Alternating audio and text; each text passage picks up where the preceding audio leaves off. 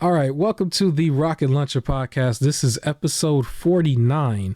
I am your host, Supreme King, and I am joined, as always, by my co-host, and his name is... It's your guy on Basis. How you doing, man? How's everything going for you? I'm doing good, man. Getting enough sleep, so that's been good. nice. Yeah. How about you? I'm doing good. I am very, very much prepared for Memorial Day weekend. Happy Memorial Day for everybody who, once you hear this, you're probably going to hear this either late, because a lot of people listen to this late. So happy Memorial Day. I just got done buying. I actually came home just now with everything. I got everything to make my crack hot dogs and hamburgers. Yes, I call them crack hot dogs because certain people have been addicted to them. But I'm going to make all of that. And then I have I have some cases of Gatorade, which I just found out my Xbox mini fridge does not fit, hilariously enough. When they say it can only fit cans, it really can only fit cans. I can't stick the big Gatorade bottles in there, so dang, it's not going to get used, unfortunately. But that's all right. That's all right. But we here to talk gaming. And we're going to start off. We're going to do a bulk of this on the PlayStation showcase. I was going to make a solo vid on this, but I'm probably not. I don't think it's going to be way too much content to go over. And I would like to get your perspective, and we could just have our perspective on this. According to the internet, there was not a good show or a good narrative. Wild. For me, it was fine. I thought the show was good enough. There are some things when you're really thinking about it that probably could have been improved, and some stuff that could be concerning if you really think about it. But in the heat of the moment, I just thought the show was fine. Jim Ryan's face was probably the worst thing in the show for me. I guess there might be some other things that might have been worse for other people. Yeah, second worst for me. Second worst for me. Before we get into the nitty gritty, the only thing I can probably say is for the show itself, I did like some of the transitions when they were showing all the symbols and stuff, and they were showing them from different little graphics of like the X and the O and the triangle and the square. Like I did like those. I like those transitions. Yeah. Other than that, they came out with a bunch of different games. It was kind of like a little bit mid of a reaction for stuff that probably should have got a bigger reaction simply because it was leaked, or just the rumors of it was leaked. Like the PlayStation handheld, we were talking about that already for like 3 weeks ago. Metal Gear Solid remake was another one that was talked about a lot. We were already seeing Final Fantasy 16 already, but I still thought Final Fantasy 16 looked good. I might be the only one living on a rock that was excited for Alan Wake 2, but I understand the controversy about it. But I guess we can talk about that. We can talk about that real quick. Yeah, go ahead. The Alan Wake 2 controversy is that it's only digital. So they're not doing any physical release copies. They claim it's to keep the price like not hitting 70. Mm-hmm. So it'll be 60 on consoles, 50 on PC. But they said to keep the price down, no physical copies will be sold. If you're on PC, like that just makes me want to get it on PC. Like if you're on PC, that's fine. Yeah. For digital, I don't know why for like console stuff, they're too sometimes finicky with these stores. Like the Steam store doesn't just shut down, but like a whole console store can just shut down. So it's like, well, you just don't get to download it anymore, or you just don't get to have it anymore. So I don't like that it's not a physical copy for console. It does seem strange. Alan Wake 2, I remember when I did look at the price for it, when I saw it was $49.99, like under Epic, I was a little bit like, wait, what? The first thought I had was that it was going to be really, really, really short. Because Alan Wake 1 was kind of short. So I was thinking this one was probably going to be just as short or maybe even shorter. Because I don't know if anybody remembered, there was the game The Medium I think that one was 50 at launch, and I think that one was like $60 as well, or 50. Um, that one was also like a horror game, and I think it got a physical release after the fact.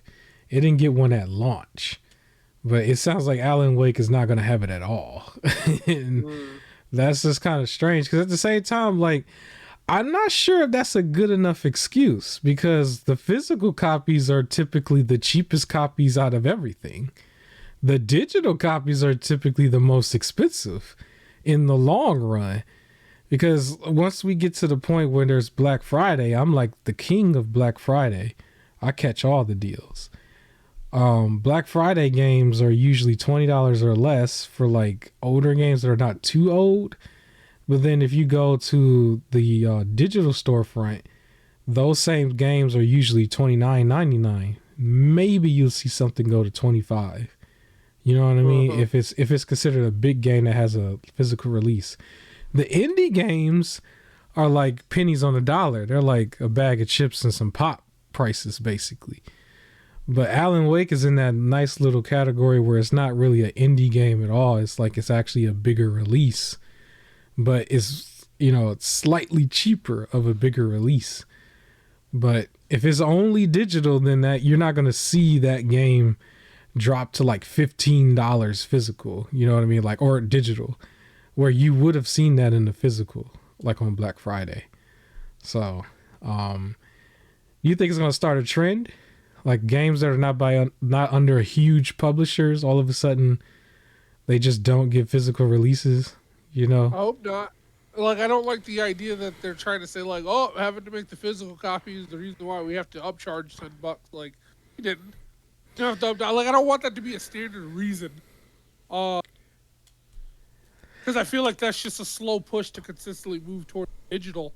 And I really don't want to just be like, I'd be fine with digital, as I said before, if stores didn't just shut down, right? If you could just take a whole store away or just remove it, and it's just like, well, you can't, like Avengers, right? Like, if you don't have a physical copy after that game gets like shut down, I don't think you can just buy it you on can't the just online buy it. store now. Like, you need the physical copy. So if everything's gonna have an online component or be always online, and then you're telling me move it from the store, then like I'm gonna play it. At this point now, I feel like there's that, and then it almost will become telling for games where it's like they feel like if it's a success, like for a game like Spider-Man or something like that, and that gets a physical copy.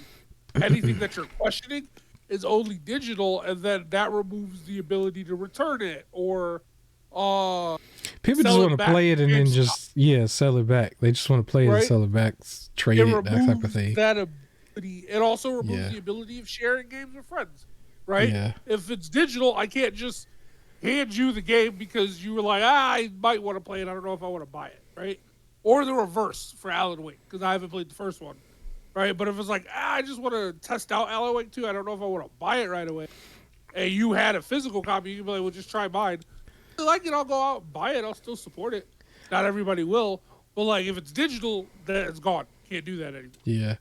What they should have done and what everybody probably should do, because there are certain times where games that are physical, it's $70 and then digital is also 70, and it's like, well, if you made the excuse saying that it's supposed to save you money if you get a digital game, then how come the digital one was $70? What I think what should happen going forward is games are, if it has to be 60 or 70 physical, then so be it, but the digital version of it should be $20 cheaper, just like Alan Wake. Like, I think, like, let's say Spider-Man, for example, Spider-Man 2, we'll talk about that a little bit later, but Spider-Man 2, let's say the PS5's physical version of this, it'll be $70, but the digital version is $50. Or the PC version also $50. PC versions of these games usually be like $50 or $60 anyway. They don't never charge the full $70. It always seems like the console versions of games get charged the most, right? But let's just say the trade-off was that the PC one's always broken. Right. But let's say like Spider-Man 2 is going to start on just PlayStation first. The physical version can probably cost more because you have to print the copies, but the digital version by default should be cheaper. You know what I'm saying? And then it would make I sense. It would agree. justify everything. And yeah, I mean the drawback is that in the long run, you can't sell it back.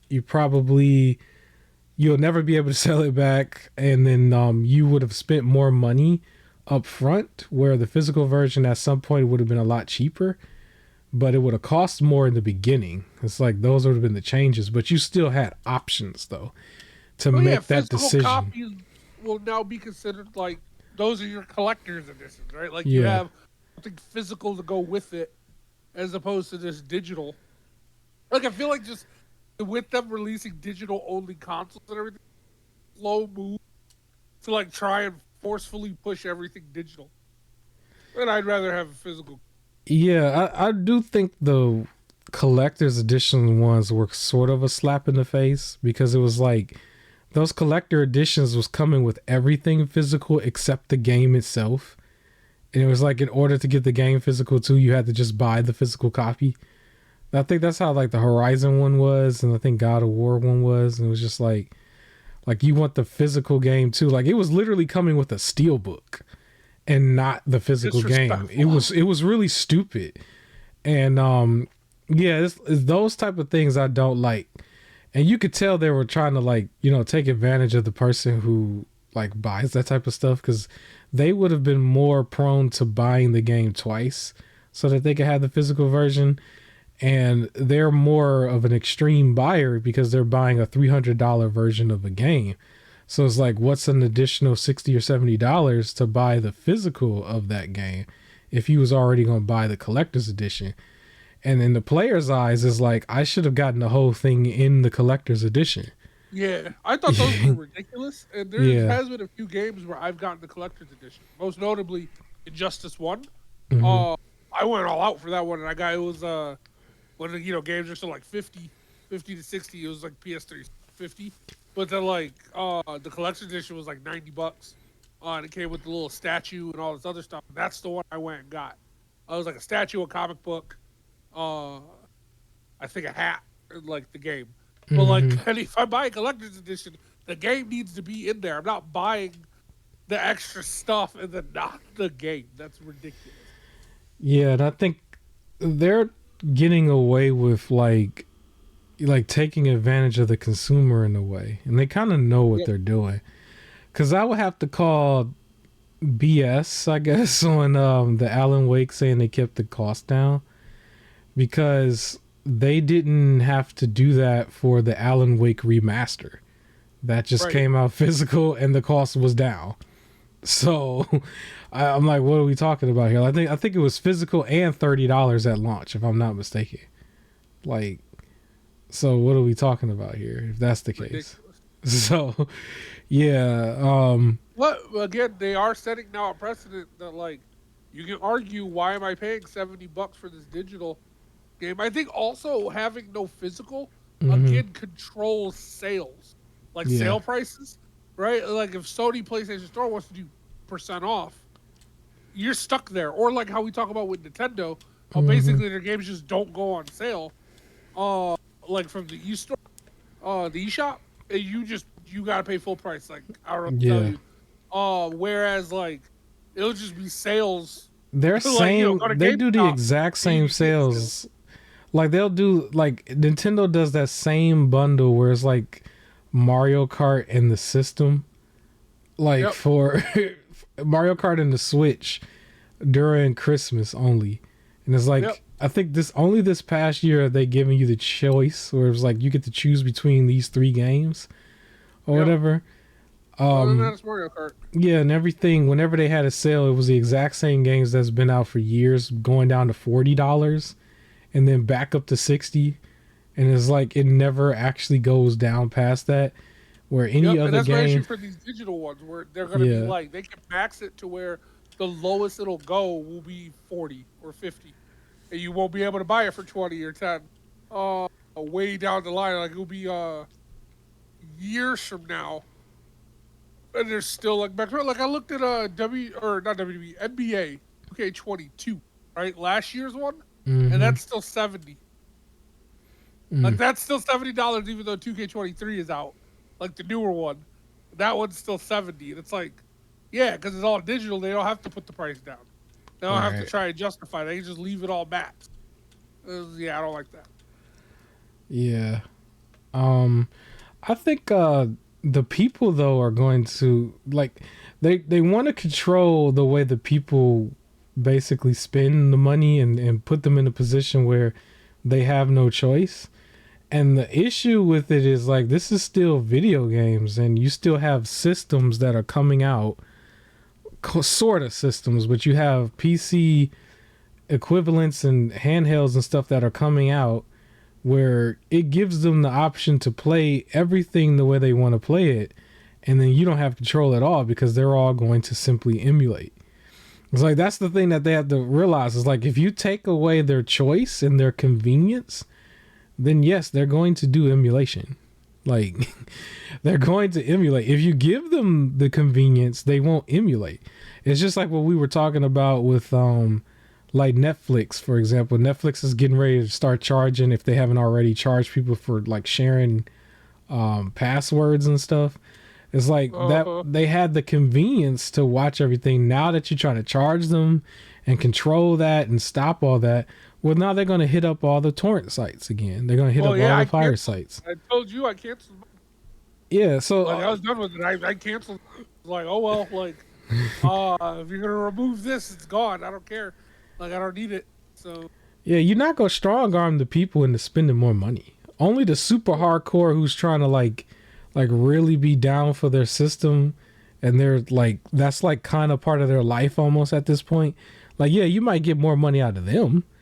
But like what is that like 5% of your audience? Like you're not going to get the yeah, more money out of everybody else. If game sharing does the same thing next, then people literally are going to just emulate. Like it's going to be on a wild level. yeah. So I'm not really I'm not really like scared of like the direction of gaming overall cuz the last time this past holiday season, this last November was a good example of this because the year before they attempted to strong arm the market as well. If you notice, like PlayStation games and a few other games, they didn't drop in price in 2021. They didn't drop in price that much. But when Yep. once we got to the 2022 holiday season, they were holding on to all this inventory that they had no choice but to drop it. And then almost every PlayStation exclusive was like $30 during Black Friday, if anybody remembers. I scooped a Uh-huh. bunch of them. And so the same thing gonna happen with a lot of these other games and stuff.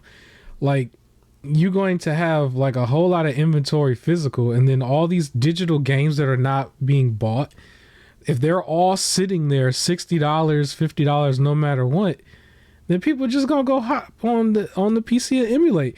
Like everybody who's like this big push for everybody to have this super like like super PC with all these flashing strobe lights all in it and stuff like and all everybody having these streams set up with all these rooms that look like they're straight out of Teletubbies. Like literally all these people are going to emulate. They're going to go in the Yep. discords and they're going to tell each other how to do it. And they're already doing it on a major scale. That's why the topic with Nintendo and Steam is going to like we can go back into like more details with that like later on, but like all you gonna do is force people to take your stuff. They just gonna take it. If they don't have Yep. the convenience, you gotta make it as lazy and easy of a click a button for people.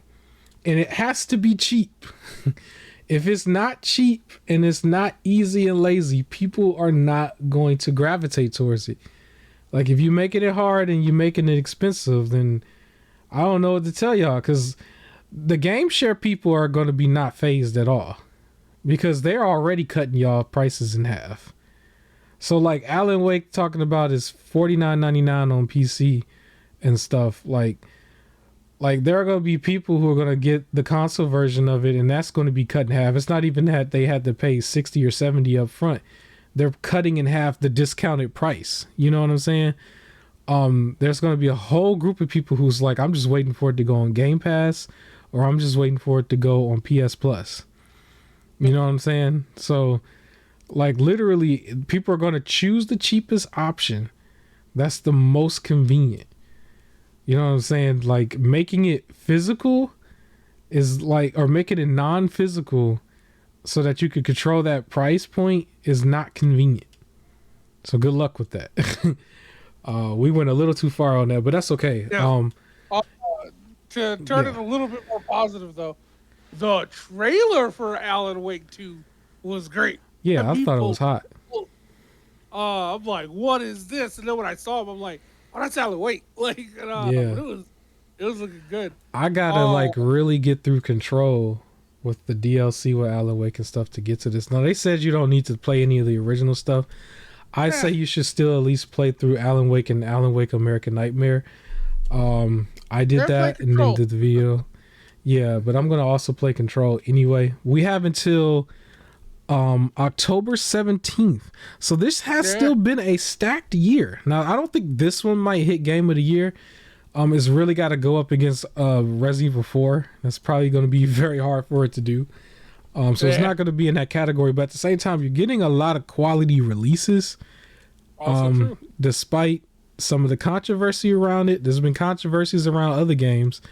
But hey, like you're still getting games out that are coming out this year. Whether they're good or bad, they're getting some that's coming out this year. It's not next year. Even at the end of this year, it's still this year. So, Alan Wake 2 is great. I think you got something you want to say about it? Oh, not Alan Wake 2. I was going to say something else. Go ahead. All right. Well, I was going to mention real quick, I was going to shove these games. So your live service games that they had were Marathon, Fair Games, Concord, and Foam Stars. Marathon and Concord. Yeah, go ahead. I'm sorry. I was just going to say Concord.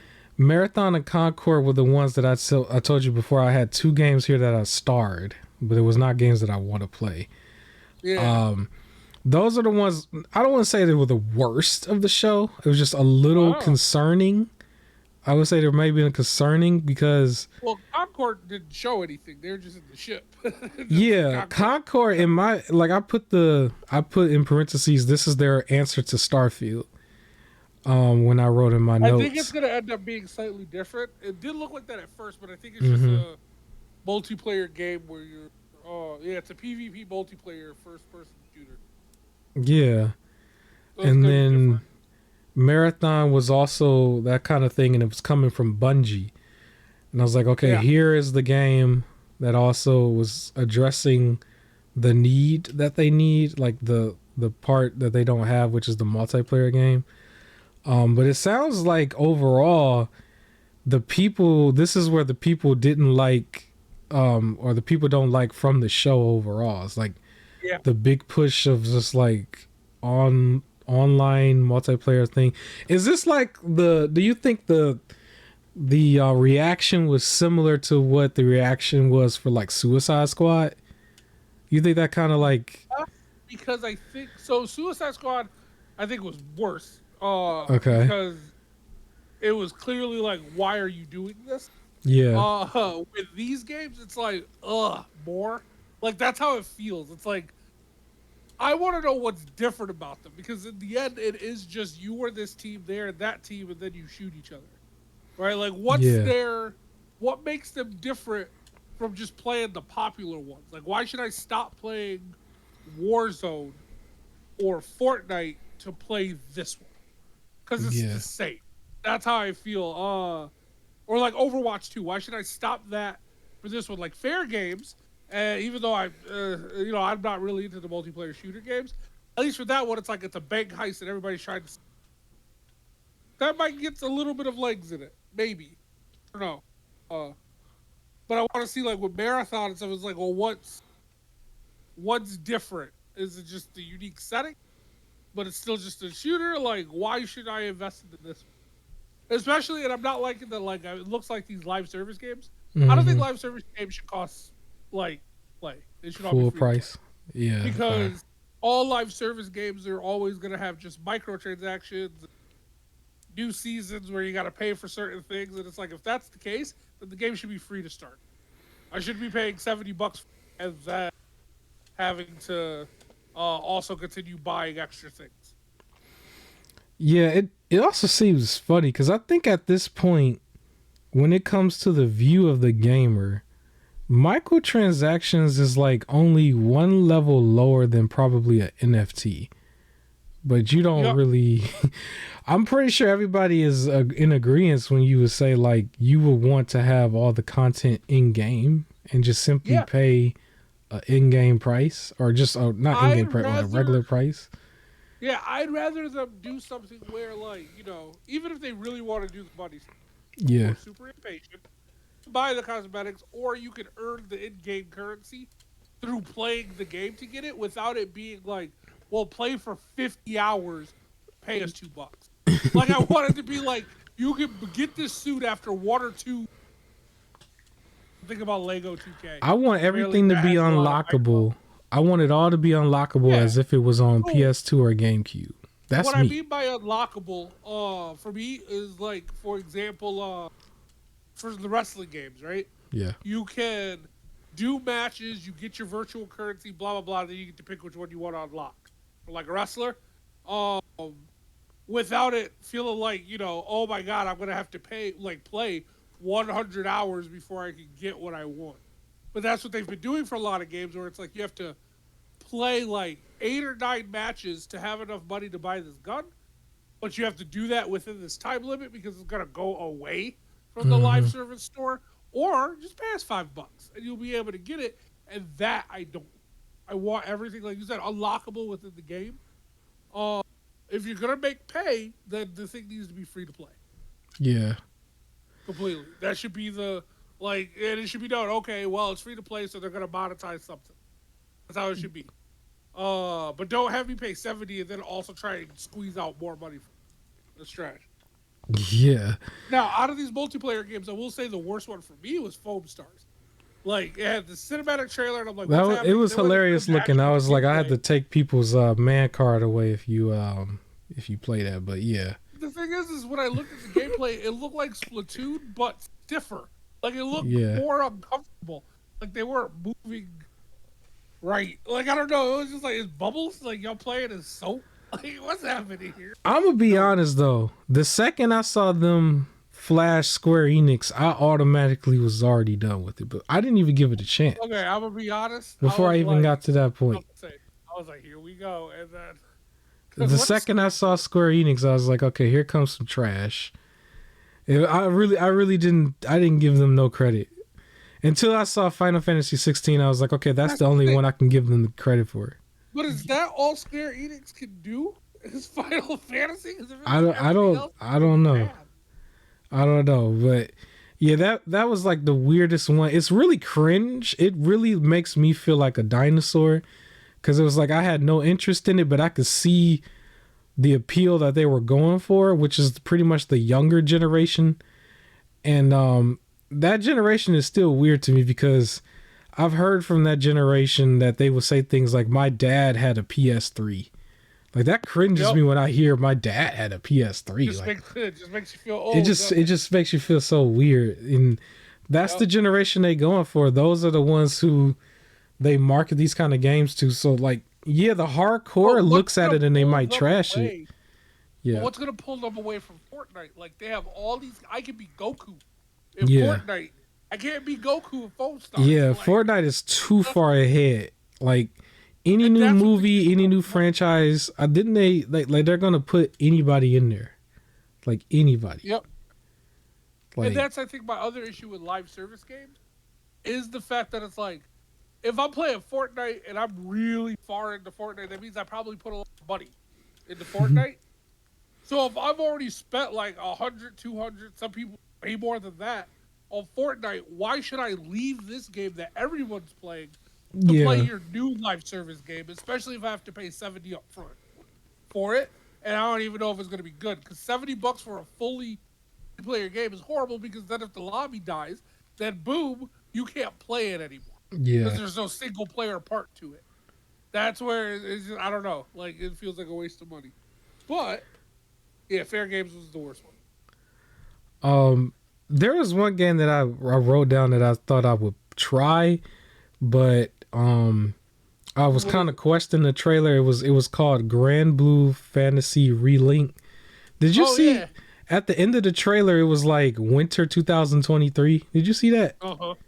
And I'm like, Yep. ain't we past that? I'm like, is this an old trailer and nobody like looked at that? No, they mean like November or December, Oh, because I'm like, winter not 2023 was January. this January and February. That's what I was thinking. I'm like, I mean December. Like it's I specifically guess. November, December. Okay, because I But was that just also like, I means it's probably questioned. gonna come out 2024. Yeah, I'm like, wait, didn't we just pass the winter for? Yeah, so that was So one of them.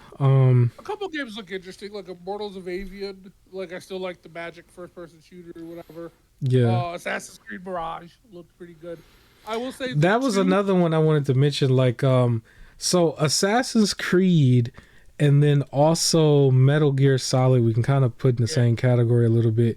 These are well-known franchises, but that information about both games was already kind of leaked, and those were kind of like probably considered the high points yeah, because of like shock value of the namesake, I guess, for the show. But those were already leaked. So it didn't really do too much for the impact. I guess it just made it seem like it was more official.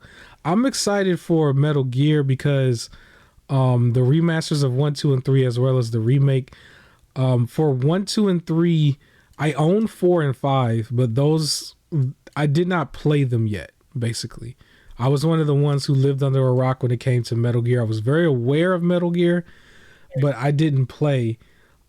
So yeah, I guess I'll also, be I'm horrible at stealth games my personally. my credentials are probably going to get taken from me as I admit this, but I'll be transparent. That was the one franchise on PS2 that I was trying to get into real late, but it was hard to get the games at the time, and everybody was moving on to the PS3, and I kind of just moved on with them, and so I didn't I go feel through bad. it. I did the same thing.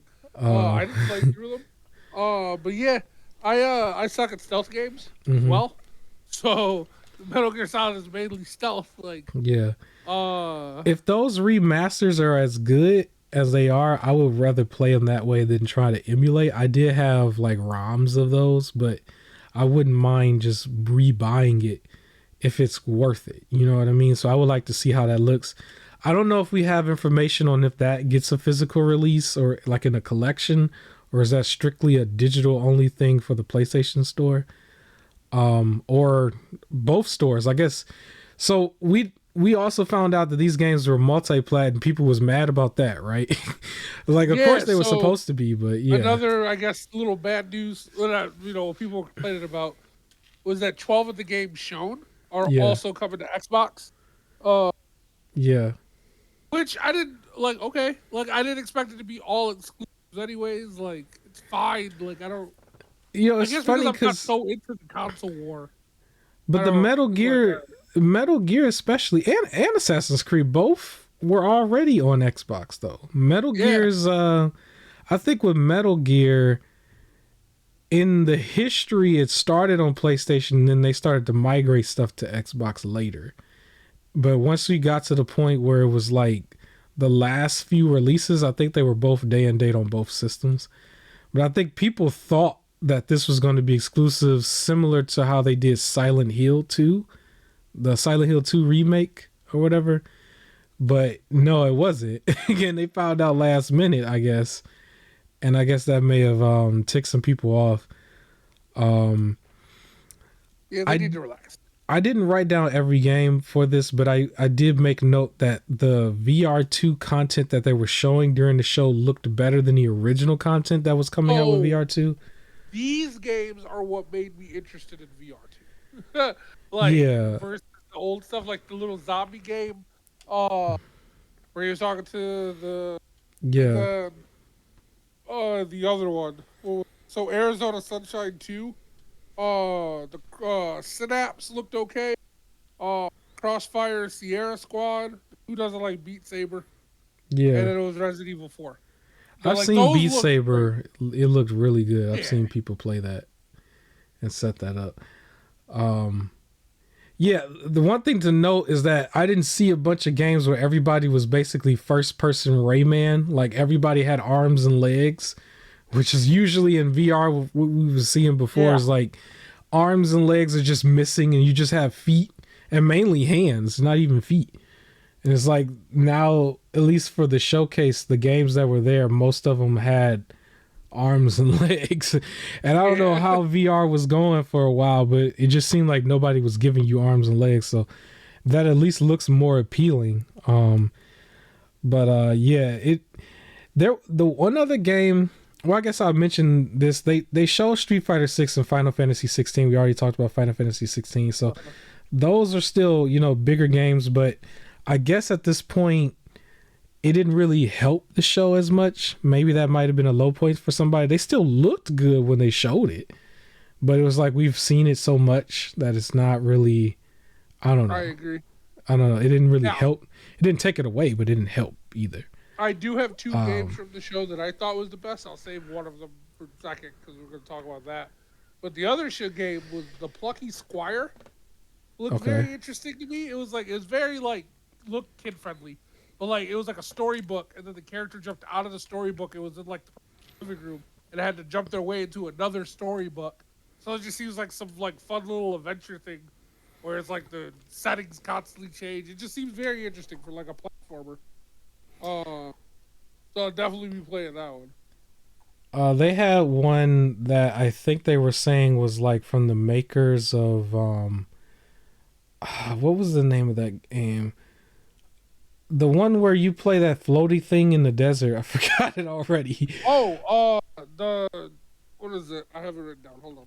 So Sword of the Sea, I think is the game, the new game, Yeah. but it was based off It was of like Journey. Journey, that's what it was. Yeah. So that I thought was pretty cool. I think it's probably going to be still similar to Journey, where it's a nice, unique, short experience. But I liked how that looked, and I would look forward to playing that at some point. That's like a newer one. Ghost Runner 2 looks pretty good, and Phantom Blade Zero. Yeah, Phantom Blade Zero might have been the biggest highlight out of all of them for me. As far as games that was brand new, that I enjoyed from what I saw. Because it looked like it had a decent amount of production into it. It didn't look like it was janky. Like some other games you can argue is a little janky looking. Like Dragon's Dogma 2, I thought was a little janky looking, but I did still have I thought some. it looked great. I was excited for that one. I have some interest into it. I just thought like the movement looked a little stiff. I thought they needed to smooth it out a little bit more. But I had interest into it. That was a surprise for me because I have to still play through the first one. I have it, Dragon's Dogma. So that was a surprise to me that it was Dragon's Dogma 2. I didn't expect that. I think the game, there's another one called, I think it's Ultros or Ultros. I think that's what it is. I think that's all. Am I saying that right? Like Ultros. I wrote that down as one that I would be interested in. I don't see any trailer on it. I'm trying to pull it all up. I know it's on this page I'm looking at, but yeah, that was one that I liked. That was one that I liked. When they threw out Five Nights of Freddy, I remember just thinking like I'm kind of done seeing Five Nights of Freddy. It's like maybe it's just me. I know people, they utilize it for their content because they like to make themselves look like they're super scared to get a lot of views. Honestly, outside of that, I don't think it has any value. If it's not a streamer or somebody trying to like... for you, because they're actually making a Five Nights at Freddy's, that's coming out. The movie? This year, yeah. Yeah, but see, the movie, it makes sense because it's like the movie is supposed to scare you and you just sitting there. But like in the game, it's like after the jump scare, it's like that's kind of it. You just reset and then you get another jump scare. And the only thing that makes the content really move is like the streamer or YouTuber who's playing and you're like entertained by them being afraid, and their commentary really adds to it. But just the game by itself, I don't know. It's surprising me that they made so many. But I know people who are into that content, not even like streaming it, but like will either like they'll still play it with friends too.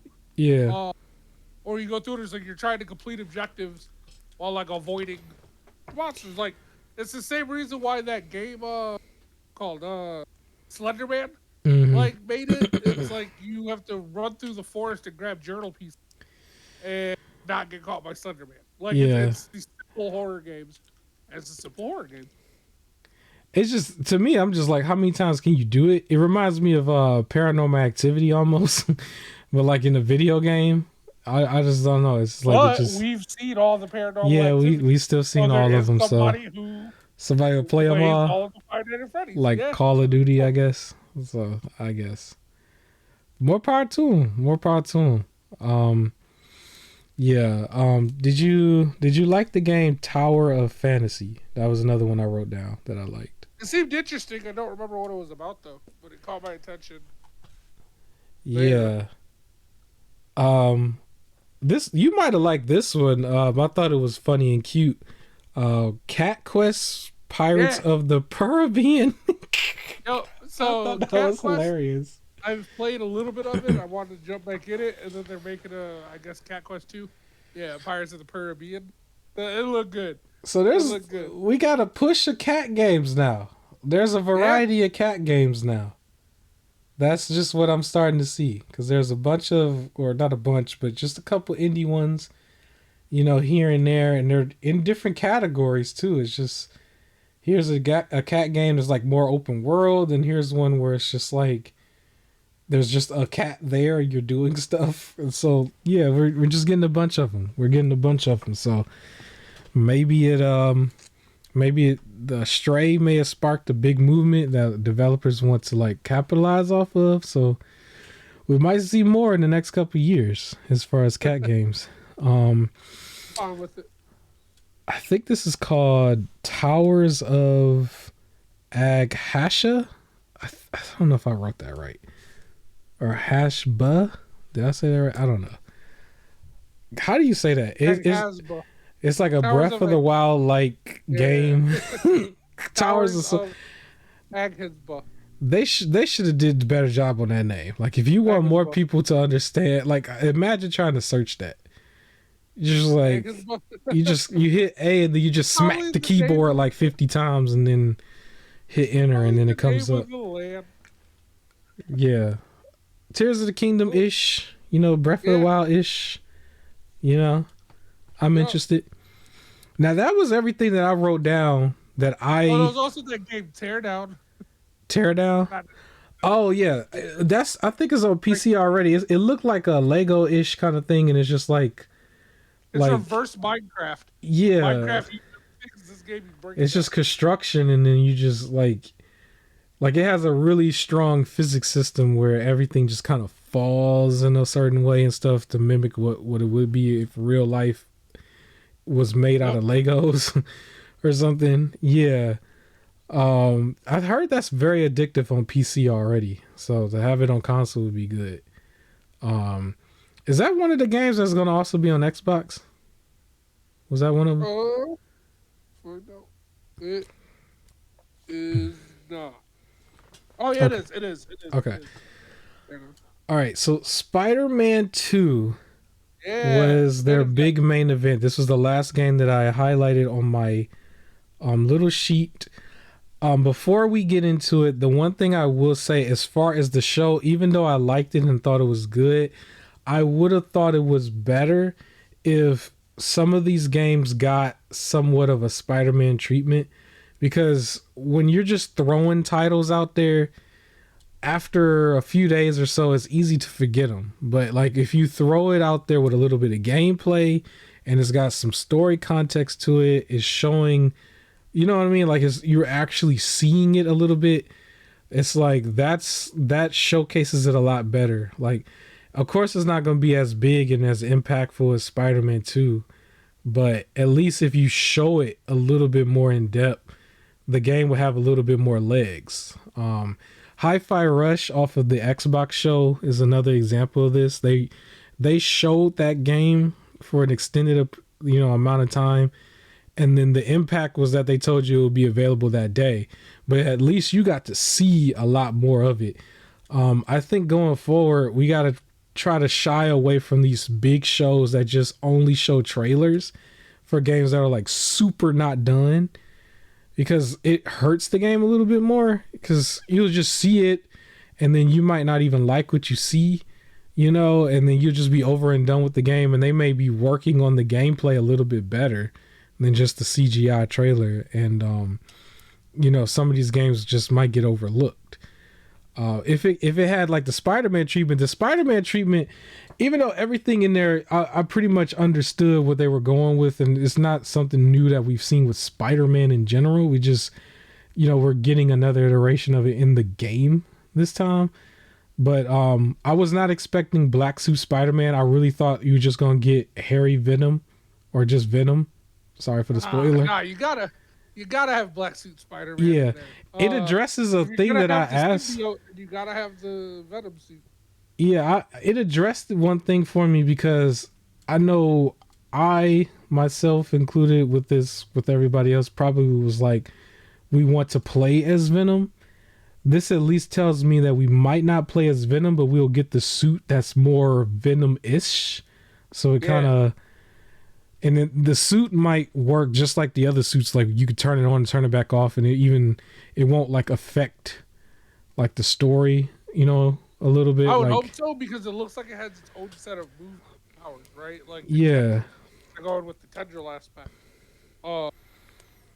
which I think is cool. So hopefully you don't invest all this stuff into the tendril stuff, and then you just can't use it at a certain. Yeah, they also addressed that, like, we kind of knew this, but now we know where it's not really co-op, it's still single player, but you'll press a button to switch between Spider-Man. Now what I wonder is, during open world like free roaming, can you just switch at will, or is it only going to be like if you notice there was a set piece where specifically he had to call Miles to do something, and then it said press square to switch. Like, do you think there's gonna be specific times where you switch, or if you're just free roaming around the city, you can switch between the two? I would imagine that it would have been done similar to Grand Theft Auto 5, because it was kind of like that on Grand Theft Auto 5, where you could switch between characters that you had unlocked, and then if there was specific missions, you had to be a specific character at a specific time. Even within the missions, you had to switch back and forth like a lot in GTA. That's so crazy how far ahead GTA 5 was, because GTA 5 is old, but to some people it's still kind of new, I guess. I don't know if people keep buying it, but yeah, I would imagine it would work like that, because that's kind of what happened when they showed that, and it says press square to switch to Miles. It was something similar in GTA 5, but they just had you like, it was something where you show all three characters, and then your created character was the bottom one. Like you switch to the character that they need you to switch to keep the mission going. And so it looked like that. So I would imagine it would be more like that. I did appreciate the detail of the actor of Peter Parker, where you could tell his voice a little bit more arrogant, and then how he talked with a darker tone, somewhat disrespectful. Like it plays into the dark suit, like messing with him, I guess. And then at the same time, for Miles, he's got more abilities himself. Like his suit that he was in, he was able to fly almost, like glide. Oh yeah, they added the wings, web wings. Yeah. So I guess you have more suits. Now, we don't know the one thing that I mentioned a long time ago, which was if this game might have microtransactions with suits. Like, we still don't know that. I still don't think they will, though. Yeah, I think they might not. I'm leaning more towards no, because that would be a big thing. Because there was other news that coming off of this show, they wanted to rethink their multiplayer games. I think that's what we heard. I don't know if I showed you that, but they were like... They were rethinking, I guess it was factions is what they put it as. Oh, it's like, yes. Like the Last of Us game. Yeah, they were like, okay, let's pause on this a little bit, because the people are not liking how this is going. I think that might be similar to what Suicide Squads did because they paused indefinitely almost. It was like, oh, wait a minute, Yeah. because they was ready to go. Well, no, the difference though, I think, with these is Last of Us. Like this not like, hey guys, we're making a Last of Us 3, and then Mm-hmm. surprise, it's a mass multiplayer only, right? Like it's not going to be a shock. Whereas for Suicide Squad, no one was expecting that. Like it should have been a solid single player experience, not Marvel's Avengers. And Yeah, that's where they messed up. And it was even worse because it was not even like, well, at least you're using their powers. Like it was straight up a generic, just mass multiplayer shooter. like literally, and it It was just co-op shooter. you could customize your guns or level up. I remember I was just like, oh my god, So they have no idea. if that was the route Last of Us was going, they might want to because they a little more. Like I feel like the game needs to have some sort of story Yeah. in there. So, Well, they said it was gonna have a story. It was gonna be separate from the actual Last of Us story involving a whole bunch of other people, and then it was just gonna be just like Factions 1, but like with like Last of Us 2 gameplay, I guess. So you could do the prone and everything. okay. That's what I was hearing and stuff. But yeah, it sounded like they were also gonna have a bunch of microtransactions in it, and they're gonna like rethink that because that game has a big name and a lot of money that's probably going behind it. And so yeah, maybe the industry is probably understanding like, oh, we thought we was gonna make bank off of this like microtransaction. Everybody was gonna be going like on board with it, you know, and we was gonna strong arm the industry and make you do what we want to do, and it don't seem like they're able to do it. they're not able to get that type of leverage and control over gaming like they want. Good.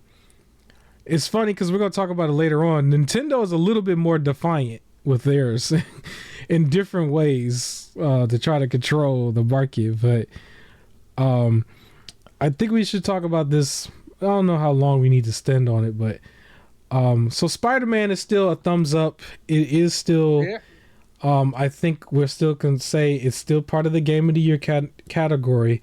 We got 4 or 5 games in there already. Final Fantasy 16 was the other one we was talking about. Hogwarts from a few months back. Dead Space, Resident Evil 4 remake, and what was that? Was there anything else? Tears of the Kingdom, obviously. So Spider-Man's gonna be right there with them. We don't know if Starfield might actually be good enough, and who else is coming out. I don't think Alan Wake is gonna make it. And then you think that the Star Wars game might make it. I don't think the Star Wars game is going to make it either, just because of some of its controversy with the performance. Yeah. But at least, you know, we're naming like what 8 or 9 games, including, you know, the AEW game. We're going to talk about that in a second as well. It's a bunch of games that still came out this year. We didn't have to wait till next year. It's this year. You know, before we get into the handheld, the only other thing I wanted to mention is like in my solo vid, the biggest thing that I said I wanted to see more of was the Wolverine game, and obviously it was missing. So I probably had a little bit of disappointment there, but I still had a list of stuff that I liked, and I know that game is still coming, and I just feel like, well, I'll just see it next year, you know. Yeah.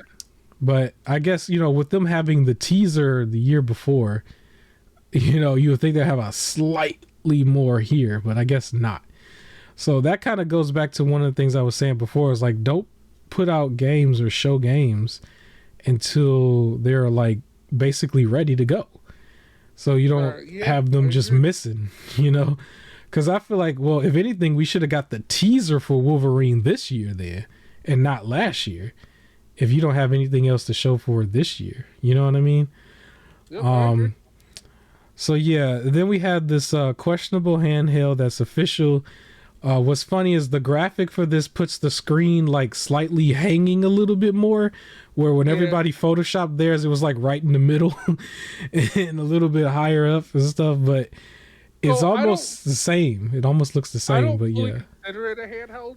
Okay. To me, a handheld system is something that works independently. Like this is just a mobile controller. Like that's all. It's because the PS5 needs to be on and it needs to stream from the PS5, so it is legit just a mobile controller to Yeah. move around with. I can't like yeah, I guess if it like ranges enough, I can sit outside and Yeah. like play this. But I want to be like way PS5 all like the or the 3DS or Game Boy things like that. Uh, but I saw the weird complaint. Like that was my complaint. Everybody else's complaint is that it was a controller with a screen. I mean, I guess that is it. It is a controller with a screen. I think the only But the way leverage they were is that it. describing it. Oh god. I was just gonna say it says it has the haptic feedback. That's the leverage that it has. Oddly enough, I believe in the Asus ROG Ally presentation, they talked about them having something similar. I'm pretty sure it's not going to work exactly like a PlayStation 5 controller version, but they're not exclusive to the haptic feedback thing. They think they are, but they're not. Like other people have like different ways that their controllers and stuff rumbles. But Yeah, it's just that people were comparing it to the Wii U, and I'm like, well, yeah, it's a controller with a screen in the middle. Like that's what all handhelds are. So that was the joke. But still, I don't feel like that's a fair comparison because I mhm. think the Wii U giant controller was a separate entity, wasn't it? Or no, you did need to have the console You on it. had to have the little tablet thing, and it had like unique things that it did for like mainly the exclusives, but a Yeah, lot of stuff got ported over and the controls got moved around to make it available on the Switch anyway. So, you maybe know, it is like a Wii U. Maybe I was wrong. All I know is it was like okay, it's a mobile controller. I don't well, know. the only thing is like you don't need this controller to play the PS5 games, where with the Wii U, you needed the gamepad. There were Right, specific things you needed on the gamepad. right. So that's the difference. But Uh, but I would have uh, much preferred if it like yeah, if it was instead shared a library, even if it was just your PS Plus games, right? yeah, Like PS Plus, uh, from all the levels, and it didn't have like just you buy it and put it on there. Like if that was even its limits, but like I want it to be somewhat separate, like a Vita or a PSP, like yeah, be separate from the console. I don't know. I don't like that. It's just because I feel like when would I use this? Like if I'm going to use the bathroom and I don't want to stop yeah. playing, like what My do you use? my only thing though is that outside of maybe you could argue the haptic feedback for the controller part, this thing didn't really need to exist because every other machine did it and it did more. The Logitech thing that we talked about a while back, where it was like, who is this for? It's like with the PlayStation one, it puts the PlayStation stamp on it, like this is official PlayStation device. So literally, you're gonna have an influx of people buying it simply because it's a PlayStation device, and also there's the group of people who's gonna buy it for console war purposes, basically. But outside of it, the Logitech device is technically better because it allows Yeah, you to stream from the PlayStation side and Xbox side and on PC side, where I'm almost certain this is specifically for the PlayStation only. oh for sure. So it's like, well, by default, you just cut off like the other resources. Now, of course, there are going to be those people out there that are going to mess with it and figure out a way to do emulation on it because that's just what people do. But the Logitech device also did that. And you could put an SD card into it. And so that was the device that was like $300, right? We know the PlayStation Edge is 200, right? I would imagine this is going to either be the same or more. There's no way it's less. Like it's going to be the same or I more. agree. Yeah, it So it's is. It's like it's gonna going to be be expensive to do stuff that you're already still doing, and we're starting to see an issue under PlayStation that people argue was an issue under Xbox for a long time and other places where you're getting more options to play games, but you're not getting the better quality games. Where with PlayStation, you would say, well, you should still be getting the more quality games. It's like, well, now it was Spider-Man only, and everything else yeah. was more multiplayer. and then they're trying to put out their own version of multiplayer, which don't nobody want under PlayStation, even though they say that's something that's probably needed. You don't want it to replace those single player games. You want it to come out in addition to the single player games, but they only have so many resources. Yeah. You know what I mean? But now we have another device that's going to be expensive, and you don't really need it. You know what I mean? It's just like, it's something that you would like to try because it's a new piece of hardware, and so it's going to look good. It's going to be like that new shiny project or new shiny product. But at the end of the day, it's like, do you really need it? And then I think that's what probably made VR2's like sales not as good as it needed to be, like in the very beginning, because their price point was kind of high, and people were probably like, do I really need this right now? You know what I mean? It's like you're putting out too much hardware into the market with not enough software that really shines with it.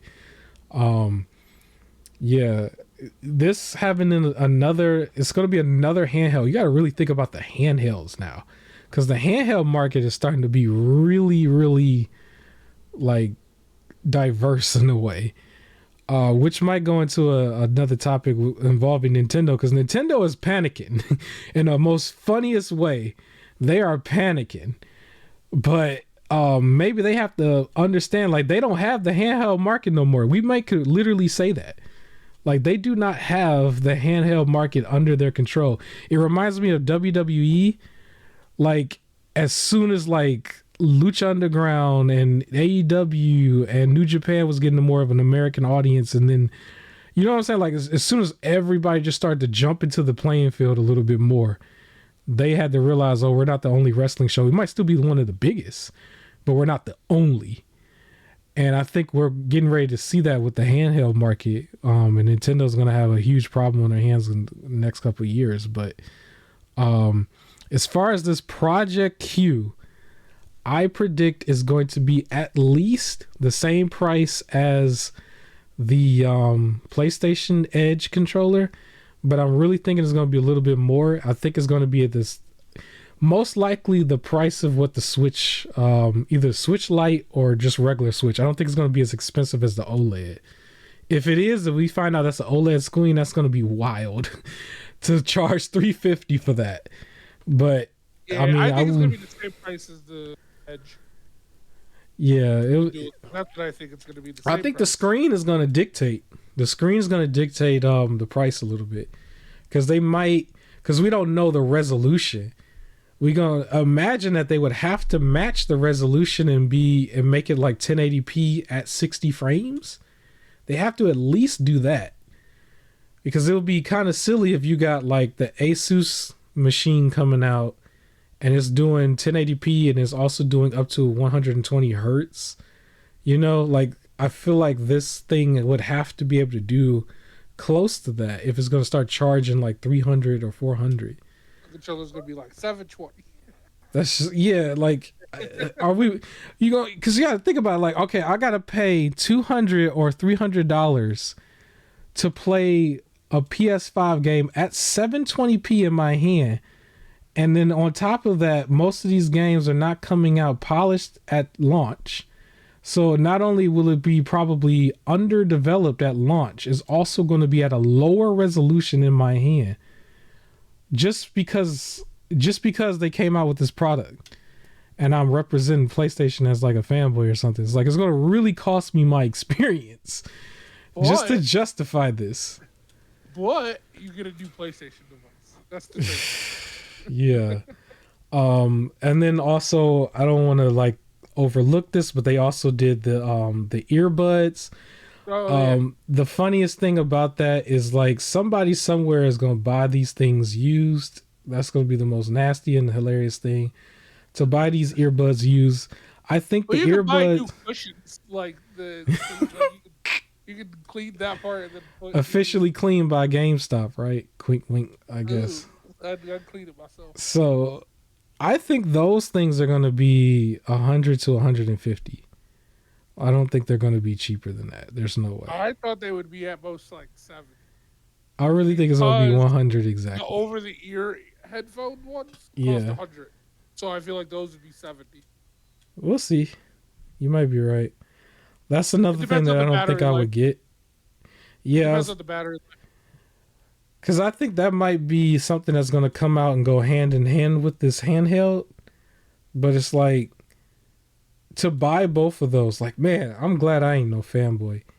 To buy both of those, like at launch, you're definitely spending more than $300 to buy both of these.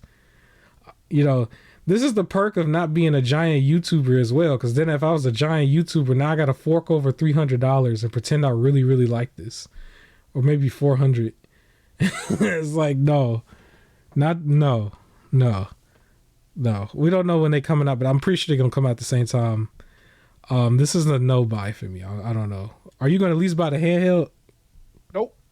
No. What about the Like, I what don't about the see a need for it. earpods? Like, here's the only benefit of the handheld would be like, oh, I want to watch this football game, but I want to continue playing like PlayStation at the same time. But if that's the case, I'll just watch the football game on my laptop. Yeah. Like that's like I don't. There's no benefit like for that. And then the earbuds, no. One, I don't like earbuds. Two, I already have a nice pair of headphones. I think the YouTubers were all pushing Raycons at one point. Um, I think this has to at least match those, which I think the Raycons are 80, 70 or 80, like what you said. I was expecting it to be a cool 100, but they probably would drop it down if they're going to compete with I don't know how big Ray J's headphones are, or maybe the Every Beats. YouTuber talks about it. Yeah, So. every YouTuber talks about it, right? So he definitely spent a lot of money on marketing, or his team did, which that really got it out there. But yeah, that I think is going to be similarly priced to that. I had already bought the cheap version, non-name brand version from Walmart, so I spent like 20 or 30. They work just fine, but I barely use them. You know, it's they're still just Bluetooth devices, guys. Like, I don't know if you really need to get the name brand and really You gotta get the name brand. you gotta just You gotta spend the go money. off. I guess. Yeah. Well, I didn't do that, so I don't know. I don't think I would really jump on doing that, but I guess we can move on. If you want to give a rating for this show, what would you give it out of 10? Out of 10? Yeah. For me, it was an 8. 8. Yeah. I think it probably was around an 8 to me. I think so. If I said takeaways, a personal takeaway is I didn't see anything else from Wolverine. It didn't bother me that much to take too many points away from it. I will deduct about a half a point or a point from seeing Jim Ryan, period. I didn't want to see him. Other than that, there were some games there that were kind of trash. And then the bigger surprises were already leaked. The handheld, Metal Gear, Assassin's Creed. We already knew about Alan Wake 2. Yeah, it's just it doesn't have as much impact as it probably could have. Some of the bigger things here, like Final Fantasy 16's Street Fighter 6, it's like we kind of already knew about these. The biggest surprise that they had in the show of a new game to me was Phantom Blade Zero. That's the only thing that I really thought was like good, that was like new, or I'd never seen it before, and I wasn't checking for it. Other than that, almost every big thing here is just a franchise that we've already seen. So yeah, but 8, yeah, I think I would give it an 8 as well. I didn't think it was just a terrible show as a show.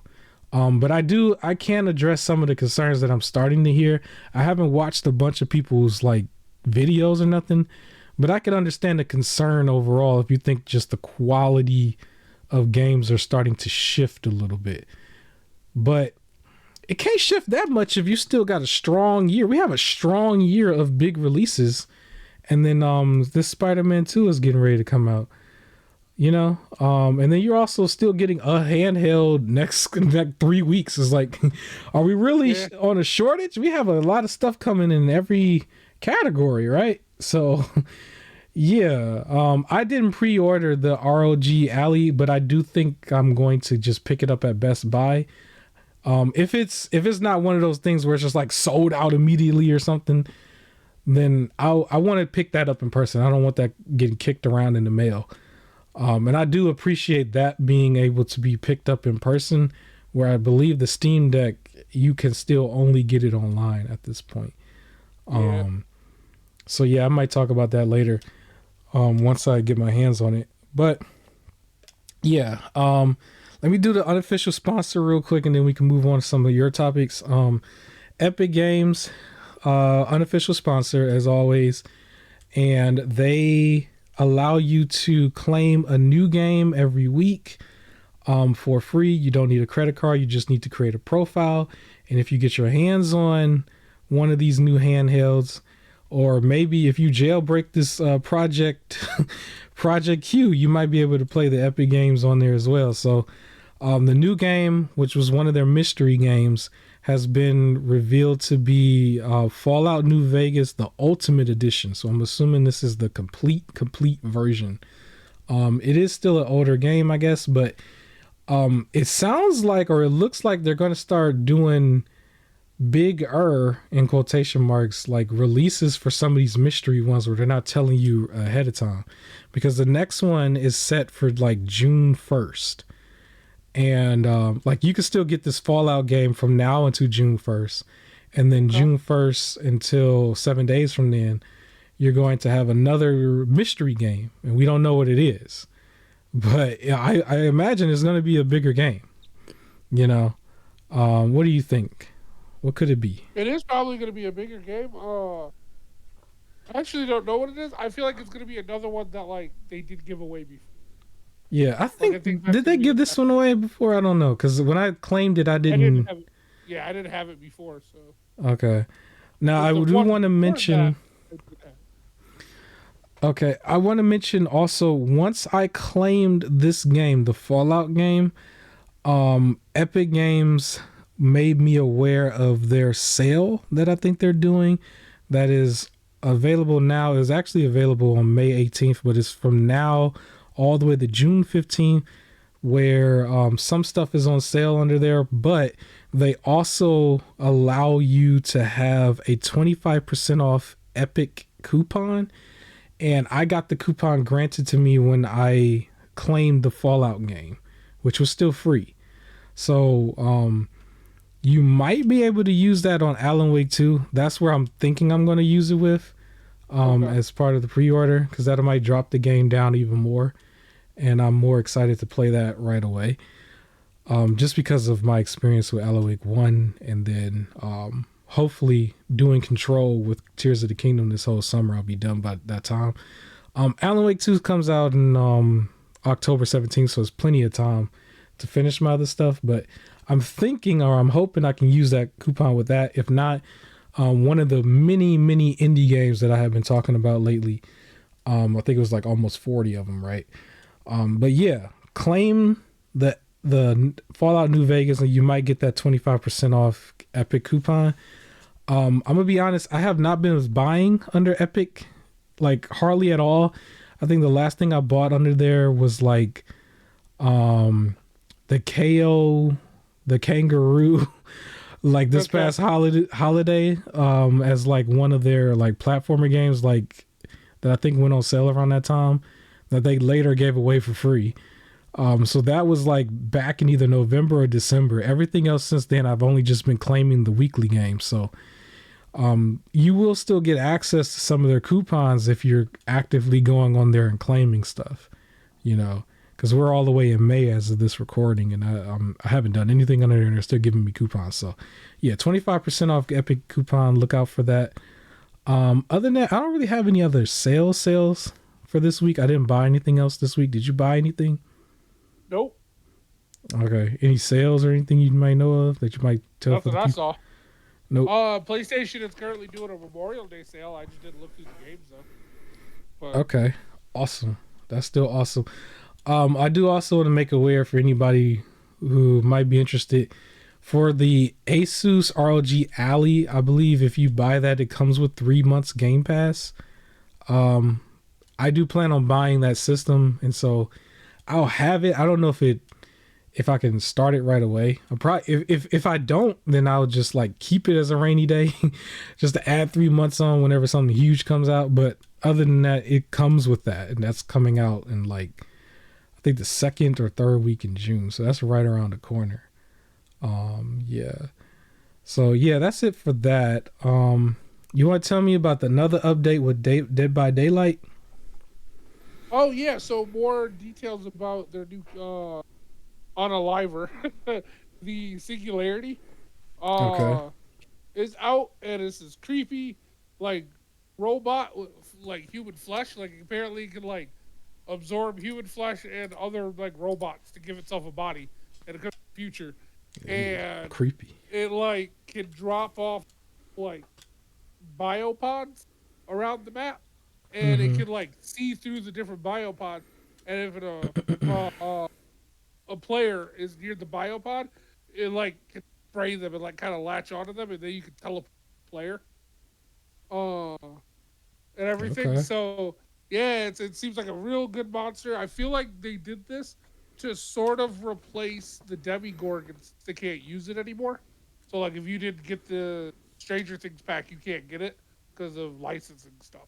So this kind of like the whole teleporting around the map thing Okay. is its thing. It should be coming out soon. Right now it's in the testing phase. So like all the like high end Dead by Daylight YouTubers get to play around with it. As they Okay. like perfect it. Yeah, but it looks good. Well, that's awesome. Then it's not just Nick Cage. Shout out to Nicolas Cage. I thought that was the most bizarre one, but I guess they I'm keeping it excited going. for it. I want him so I know he's a survivor, but I also want them to put him in as a killer as Nick Cage. Like still, like he's just Nick Cage for both of them. You could just be Nick Cage. Like I think that'd be great. That's what's up. A lot of other games could probably learn from this. Like you can be Fortnite in your own niche in a way without being Yeah, Fortnite. Like if everybody's trying to do like a live service ish game, like I guess you could still come out with different updates and different stuff that you can buy, but focus on your game being unique enough of an experience that when the Texas Chainsaw Massacre game comes out, it's like people look at that as the clone of Dead by Daylight, right. instead of like, oh, you are the clone of like Fortnite or something. You don't have your own name. Like Dead by Daylight has its own name. It's not a clone of Fortnite. It made its own niche, Yep. and it did it good enough, and now people are trying to copy it. So And it wasn't even the first one. I think didn't Friday the 13th come out before Dead by Daylight? yeah, Friday the And 13th this came is the out. one that survived though. So Yeah, this one it's was a just you lot more don't have polished. Yeah, yeah. Um, but yeah, you want to tell us about what's the news on GameStop, man? What's happening with So GameStop? GameStop is replacing their Power Up reward membership with just GameStop Pro. I Okay, believe it's called their Power Up Pro. Oh no, GameStop Pro is coming soon. So it costs $25 a year instead of 15 now. oh, Uh, that's a big but leap. What you happened? yeah you get five. It says get 5% extra off all pre-owned, collectible, and more. So like 5% off pre-owned games, 5% off collectibles, clearance, GameStop products, and protection plans.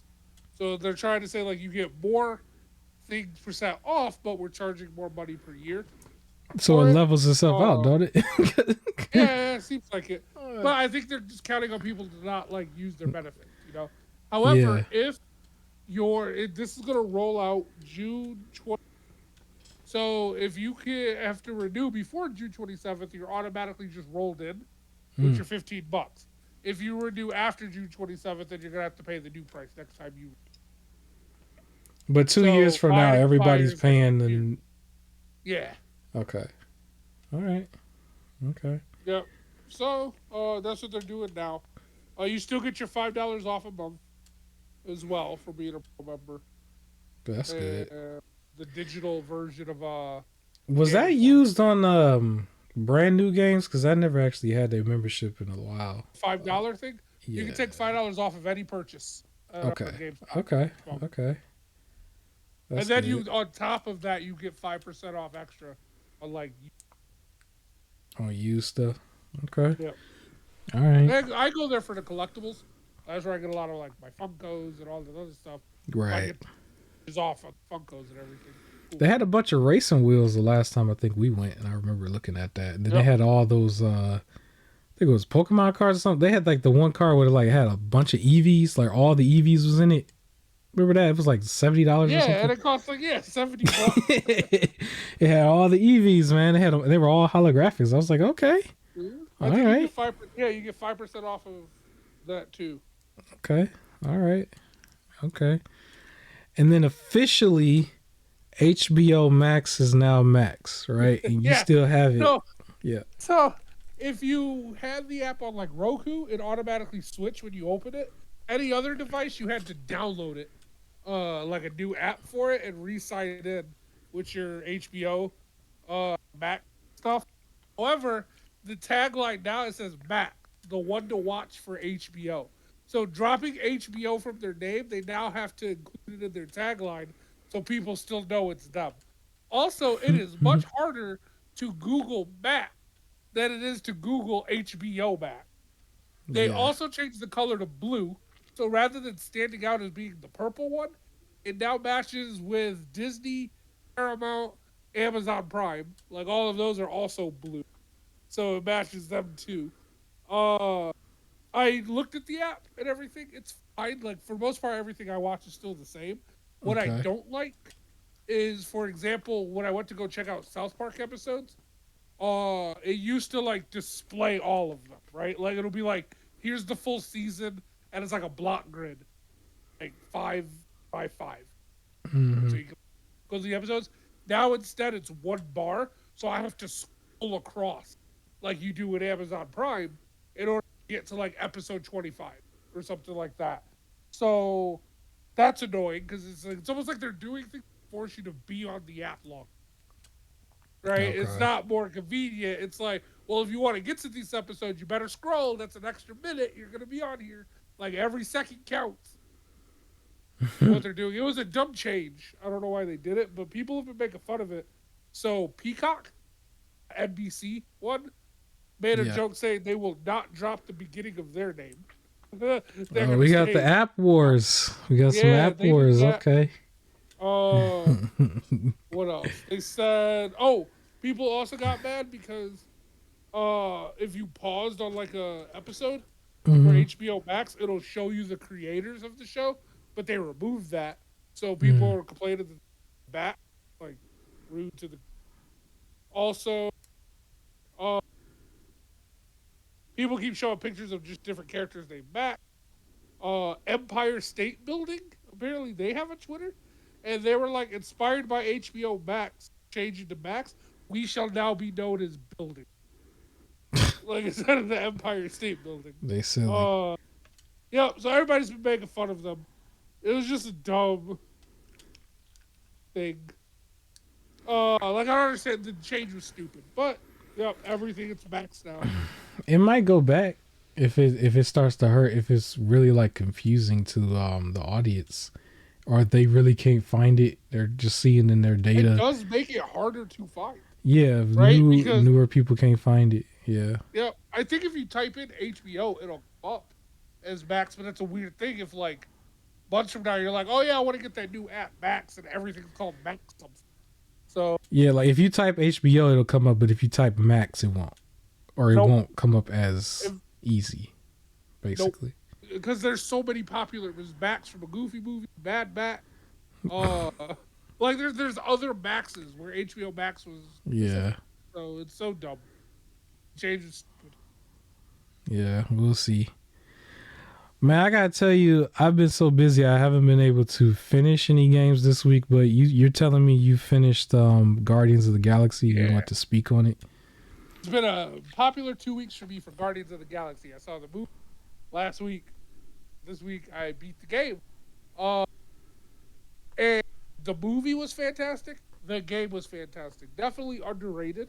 Okay. Uh, Unfortunately, Avengers heard it, right? But See, that's the game I have it's installed that I want to get to, and then I'll yeah. get to that because I haven't gotten to it. So I definitely recommend this game for everybody. So Awesome. it's RPG like without it being over the top with like you need to equip this outfit with this number, and this outfit with this number is no longer good because the number is too low. It's none of that's in there, but it has your other RPG elements where you're interacting with your you're exploring while you're doing stuff, and it's relatively linear, so you don't have to worry about getting lost. Uh, but like it's cool because like your teammates will talk to each other, and you can either like it'll give you a The prompt little to either like huddle, stay right? quiet, Yeah. yeah, or not even that, just when walking, teammates will Okay. like they'll start arguing about something, or just talking about something. So, for example, something that's been known. So Drax hates Thanos, right? Because Thanos killed his family. Mm, Gamora is the daughter of Thanos. So Drax has issues with Gamora. okay. Yeah. Cough. And a cough. So they had issues with Gamora. So occasionally when walking, he'll start bringing up. It was like, the assassin, blah, blah, blah. And she's like, you can stop calling me that. And they'll start bickering a little. And it'll come up with like a little option where you can either stay quiet and let them bicker. You can make a joke about it, or you can try and refocus them on the mission and things like that. So it's how you interact with your certain missions will play out differently based off of choices you make, which is awesome. Uh so that was neat to deal with. And then like there's a lot of lore in the game, so a lot of like things you read and learn more about the Guardians and everything. But it was just a very solid game. That's awesome. I can't wait to get to it myself. I think I want to mention also just real quick because I kind of forgot and I just looked at my notes. Wolong Final Dynasty is gonna have its first DLC that's gonna be coming out like next month, I guess, and it's gonna Okay. also feature new stages, enemies, and just more lore with the game.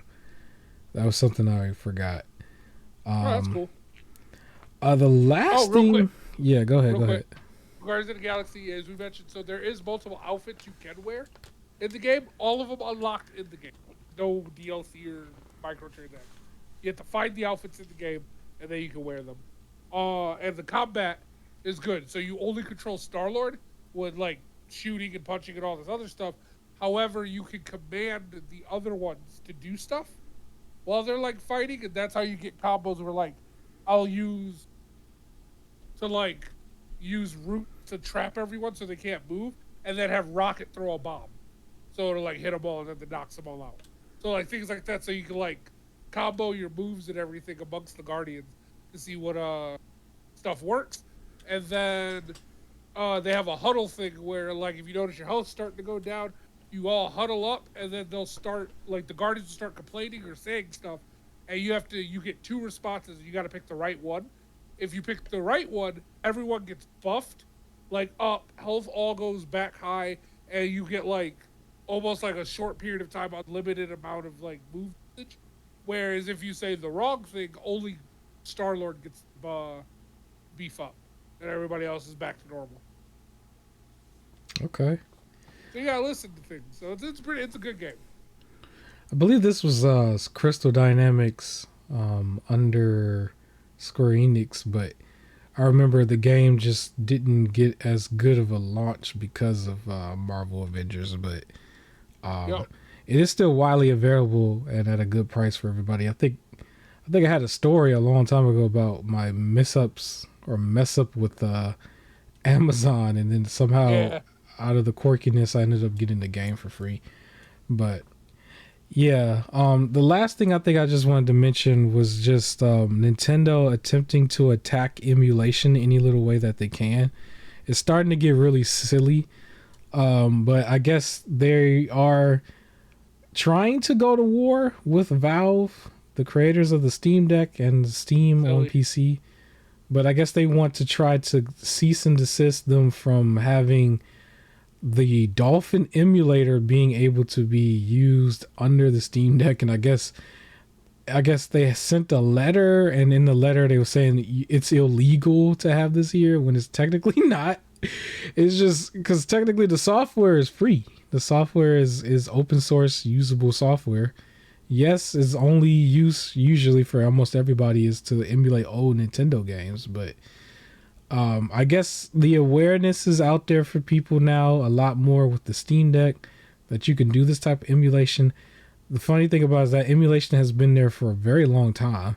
It's just now starting to get very, very good that almost every device is emulating those old games like very, very easily. And like I think the Dolph emulator runs Wii and Wii U, not Wii U, GameCube and Wii games like almost flawlessly. Like I think it'll be really rare if you found a glitch. Typically, if you found a glitch, it's because you were trying to do stuff to the game that the game is not originally meant to do, like trying to bump it up to 4K or widescreen it if it's like in the box screen and it can't do widescreen. Like basically when you're trying to like mod it, basically do mods and stuff on the game, that's when you run into issues. But other than that, like a lot of emulation devices, it's not just the Steam Deck. Like a lot of devices can play those games, but the Steam Deck is the most popular one, so they're going directly at Valve.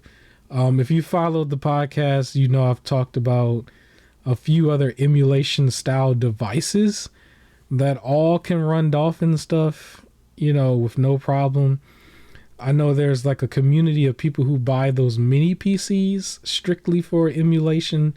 All of those run Dolphin with no problem. But Nintendo is doing what Nintendo is trying to do, and they you know, try to overstep their boundaries. And so that's what they're doing here again. It just seems silly. It seems very silly. We don't have to spend too much time on it, but I just feel like, do you think Nintendo sees the end in their, like in their leverage at least? I don't think they're going to go away, but I think they understand they don't have the leverage anymore. You know? Yeah, they see that and they're panicking for some reason. Which, again, it's one of those things where it's like, y'all make enough money, but they're being greedy and they want more. Yeah. They called the Dolphin emulator unlawful or something like that. I think that's the word they used and said it was illegal. And if anybody followed, like, you know, I mentioned before, they went after GitHub, which is a popular site for anybody who's into coding, where you can go and, you know, verify code and stuff and look up coding for stuff you need. They went after them because they have the software tools there for you to back up Switch games that you already own directly from your cartridge. And there's been videos from YouTubers and stuff that showed you how to do it. And the software mainly is there. And so they were trying to sue GitHub or something, or trying to, you know, cease and desist over there for just the software. And it's still just open source software. And it's still perfectly legal for you to back up stuff that you've already bought. Well, they're trying to strong arm. They're trying to strong arm the market, I guess. I don't know. It's so goofy because it's not working. And I think it has something to do with also, like, it's a combination of things, but Nintendo is like playing this like enraged old man who's like, I don't have control over anything, because there's a series of events that still happen. Like Tears of the Kingdom was leaked for like 3 weeks before it came out. The movie, right? The movie was also leaked, and like millions of people were able to view it, I guess, on Twitter. Yeah. I think is where it was leaked.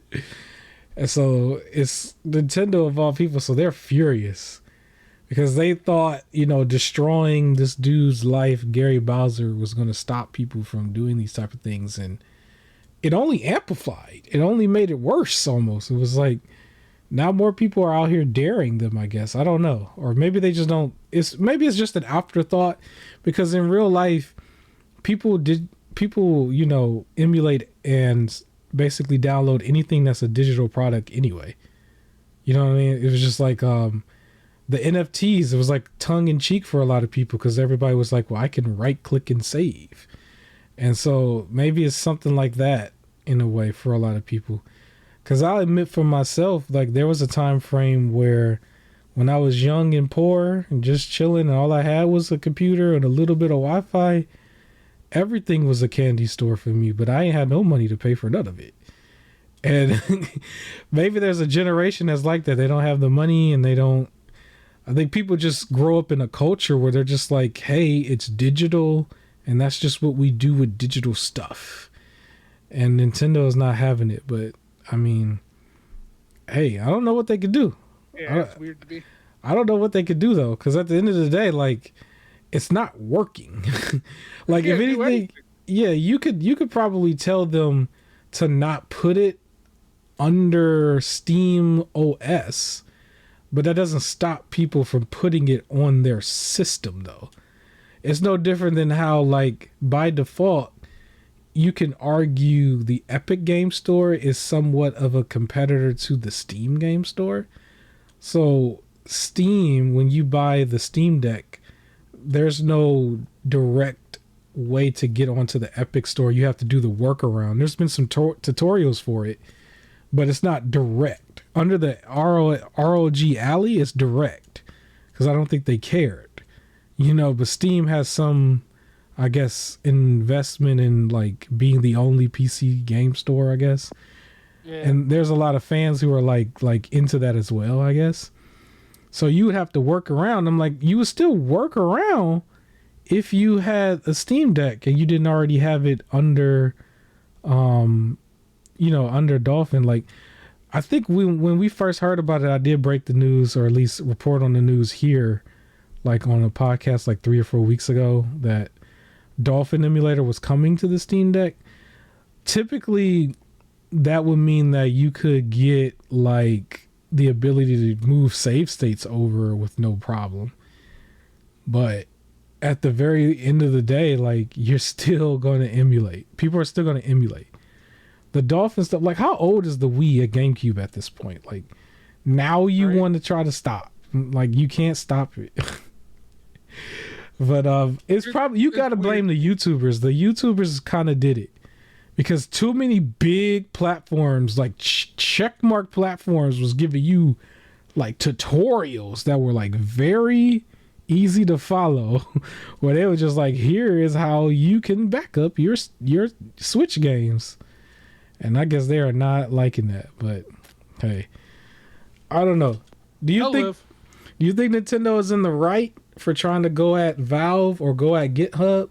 Do you think they're in the right? Nah, but it's worth a try, I guess. Yeah. I don't know. I just feel like you monopolize on this. You don't make it convenient for the consumer. Like, I don't know. I just feel like most people who are going to play, like, Legend of Zelda, they're going to get it by regular, normal means.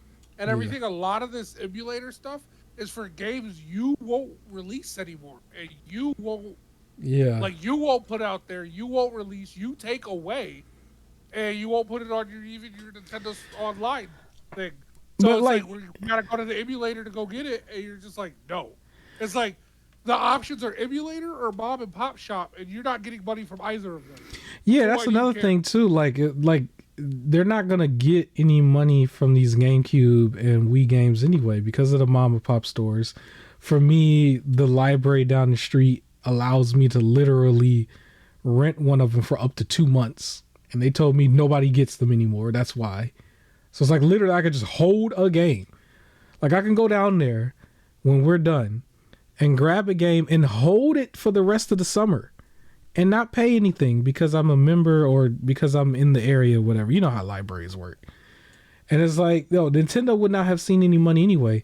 And like I said before, off air before we got here, they need to fork over the money. You just got it from Tears of the Kingdom. 10 million sold. Fork over the money to put these games on your online store. For everything that they're trying to block, why is it not on the online store? And then why is it not on the online service? The like extra pack or expansion pack or even the regular one. I was like, a lot of this stuff should be already on there. Stop drip feeding it and then trying to put it out as a single release like once a year and stuff. You got like a lot of games under GameCube. Like they need to have like a full Game Pass basically of GameCube, Wii games and everything that you could just access from the Switch at will. And like pay the money for all the licenses and everything and just put the full library over there. You know what I'm saying? Because when people want to play emulations and stuff, like they're doing, like you see how some of these devices would be like this many thousands of games in one and stuff. They go get the whole libraries and stuff, or they get their favorites or whatever. But even when they get their favorites, it's like there's still going to be games there that are considered licensed games from the past that Nintendo is not going to put on there because of licensing. It's like, yo, pay the money and make sure this stuff is on your platform.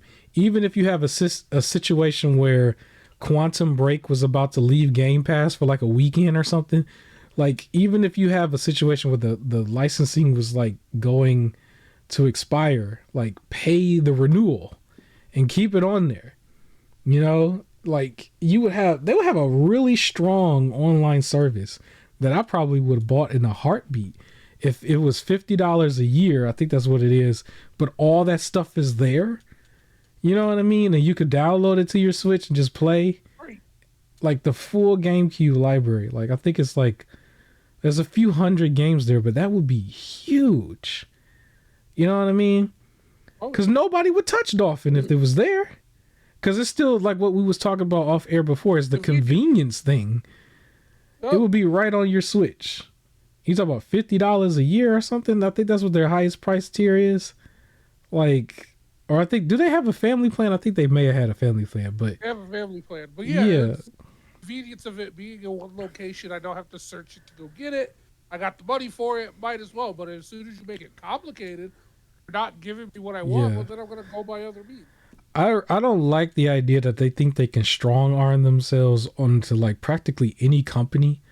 Like they really think that they could just do that. I feel like GitHub is big in a different area, but they have code there for a lot of things that are like way more important than gaming. It's funny. But I don't think Nintendo could I don't think anybody should allow Nintendo to just go and try to strong arm them way into anybody else's business. Cause it seemed like they're just going around doing that. And I feel like somebody should say, hey, you don't have jurisdiction. Like you're not even like, no, get out of here. This isn't even illegal. Like, get out of here. Get off of my doorstep. Security will see you to the door, basically, Because it just seemed odd. Like, GitHub has nothing to do with any of this. Steam, you could argue, they've been playing.